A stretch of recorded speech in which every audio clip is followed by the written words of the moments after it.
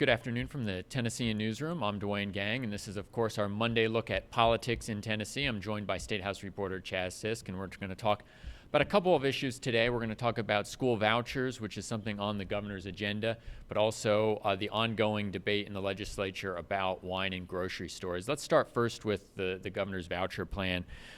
We had just the other day in the paper a little blurb about an MTSU poll on this very issue. 46% opposed to the voucher plan. That's, of course, providing state money to individuals who can then go and choose to use those in private schools.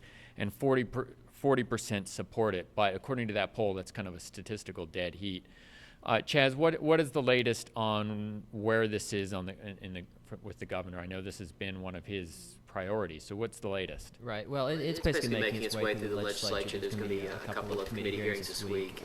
It's going to be in House Education on Tuesday, and it's going to be over in the Senate Education Committee on Wednesday. At least it's on the schedule for that. The real question is going to be if there's going to be any changes made to it. There's a fairly aggressive ad campaign ramping up, urging Tennesseans to contact their lawmakers and get this program expanded beyond what the governor has proposed. So what we're really going to be looking at is whether that actually takes a hold in the legislature here in the next couple of weeks. Yeah, this has been, of course, can be a pretty divisive issue when a lot of school districts, of course, don't necessarily go for it either. Do you have a sense of where, is there a big lobbying effort underway to oppose this? I think the real lobbying effort is going to be between Governor Haslam to keep his plan, which is fairly limited. It's about 5,000 vouchers in the first year, up to 20,000 by 2016. And the other side will be the forces pushing to make it larger. I think with this many Republicans in the legislature, there's really just not enough opposition to vouchers philosophically to really stop the plan altogether. Though Roy Herron, a little bit later today, will be doing a press conference to try to talk about his opposition as head of the Tennessee Democratic Party to the voucher plan. Right. Okay. We'll have to keep and you'll be there for that today. Be there for that, right? All right. So we can check back to Tennessean.com for the latest on what he has to say on the vouchers. Let's transition here and talk about wine and grocery stores. This is an ongoing debate.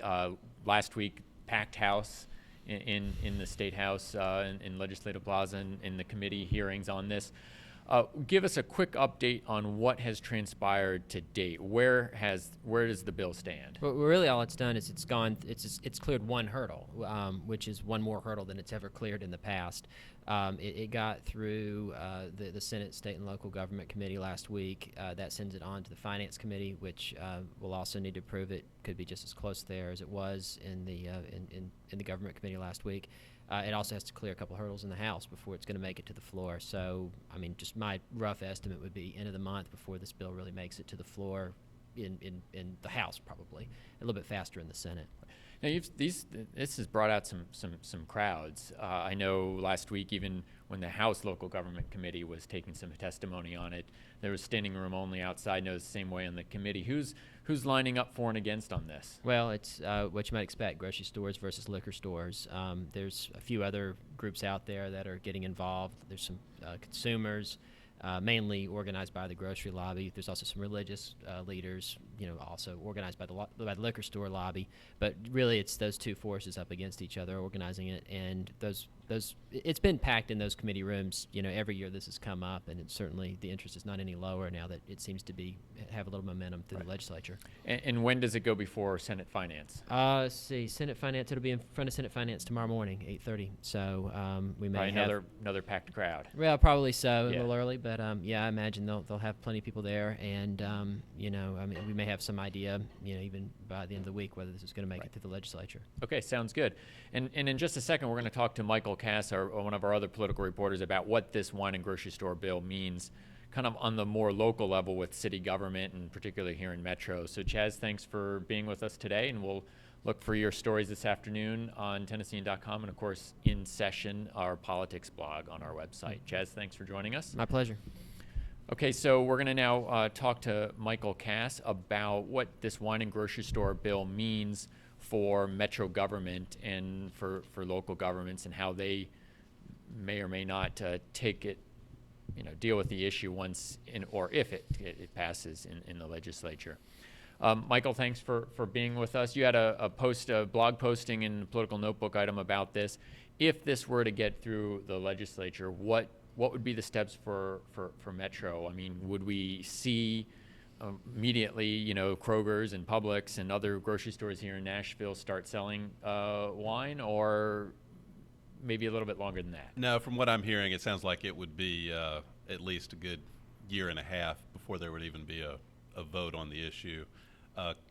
Bo Mitchell, who's both a Metro councilman and a state representative.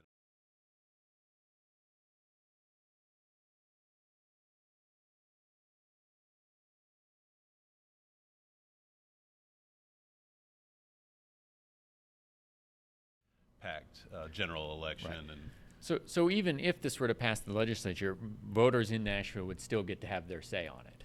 right, this is just enabling legislation that the General Assembly is looking at. It would let local governments make their own choices on whether to allow wine in grocery stores. And then in Metro, you'd have a second element, because right now, the city is split into two different tax districts, and out in the general services district, the more suburban areas, there's no package sales allowed at all. So this would there would have to be a second a charter amendment, Metro charter amendment, to allow wine and grocery stores out in those areas. Has the Metro Council, I know you mentioned Bo Mitchell, he's in both state lawmaker and on the council, is there already some views among Metro Council members about where they stand on this legislation? I honestly haven't talked to them about it, because it's just been at that state level. I suspect it would be fairly split, but on the whole, I would guess they would favor it, but I don't think it'll really be up to them. It'll be up to the thousands of people they represent. Absolutely. All right, sounds good. Michael, thanks for joining us. Of course, we'll stay tuned to Tennessean.com this week for the latest on that wine in grocery stores legislation as it's kind of working its way through the General Assembly. So this is our Monday look at politics in Tennessee. We'll be back again next week. Thanks for watching.